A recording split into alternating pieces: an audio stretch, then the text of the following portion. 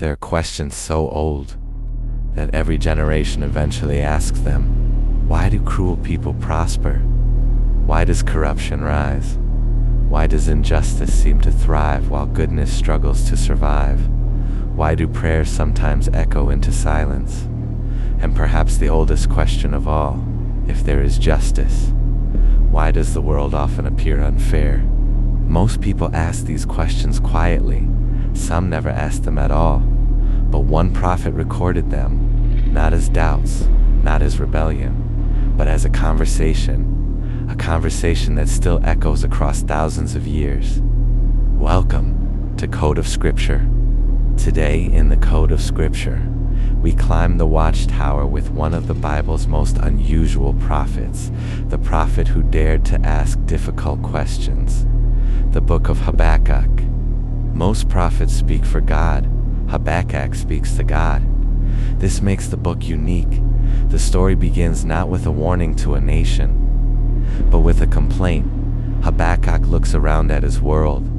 He sees violence, corruption, exploitation, dishonesty, power being used without wisdom, and he asks, how long will this continue? Why does wrongdoing seem unstoppable? Why does justice move so slowly? His questions feel surprisingly modern because the world he describes feels familiar. Different names, different empires, different technology, the same human struggles.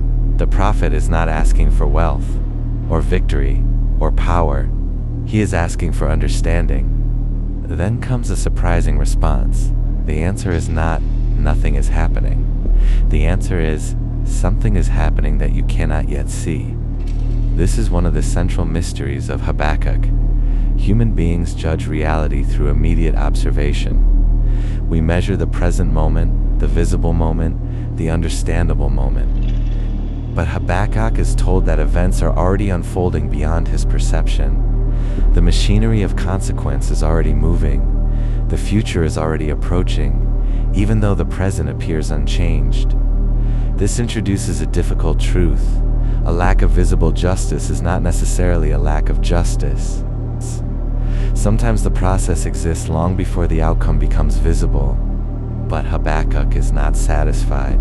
His next question is even deeper. If injustice is being corrected, why use another unjust power to do it?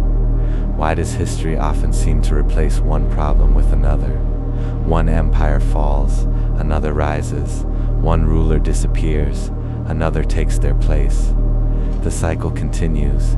This question pushes beyond politics, beyond history, into something philosophical. Habakkuk is wrestling with complexity itself. Why are solutions rarely simple? Why does reality move through paradox? Why do events often become more confusing before they become clear? These questions remain unanswered even today. Yet Habakkuk continues asking, and perhaps that is the lesson. Faith is not the absence of questions. Faith is the willingness to keep asking them. Then comes the image that defines the entire book, the Watchtower. Habakkuk climbs to a high place, not to escape, not to hide, but to watch, to wait, to observe.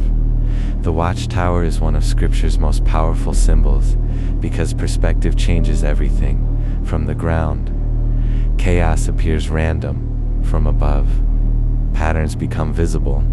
The Watchtower represents patience, distance, awareness. It is the place where reaction becomes observation, where panic becomes understanding, where immediate emotion gives way to deeper vision. Many people want answers. Few are willing to climb the tower and wait for them. Habakkuk receives another profound message. The vision will come, but not immediately. This introduces one of the most difficult realities humans face: timing. People want justice now, resolution now, meaning now, answers now. But reality often operates on a different schedule. Seeds require seasons, civilizations require generations, consequences require accumulation. The vision moves toward fulfillment whether people see it or not. This is not passive waiting, it is active trust. The understanding that not everything unfolds according to human urgency. Some truths arrive only after enough time has passed for them to be understood. The book ends in a remarkable way. Habakkuk never receives every answer. The mystery remains. The world is still uncertain. The future remains difficult. And yet, the prophet begins to sing, not because circumstances improved, not because every question was solved, but because perspective changed. This may be the deepest teaching of the book. Peace does not always arrive through explanation. Sometimes it arrives through trust. Habakkuk moves from confusion to observation to understanding to acceptance, not certainty. Acceptance. The acceptance that reality is larger than any single moment. The book of Habakkuk is not really about prophecy, it is about perspective. Every generation encounters its own version of the prophet's questions. Why is the world like this? Why do bad things happen? Why does injustice survive? Why does goodness struggle? Habakkuk teaches that questioning is not weakness. Questioning is often the beginning of wisdom. The Watchtower is available to everyone. The ability to step back, observe, wait, and see beyond the immediate moment. The prophet's greatest discovery was not an answer. It was a viewpoint. The world remains complicated. Empires still rise. Corruption still exists. Questions still persist. And somewhere, the Watchtower still stands, waiting for those willing to climb it. Waiting for those willing to see beyond the noise.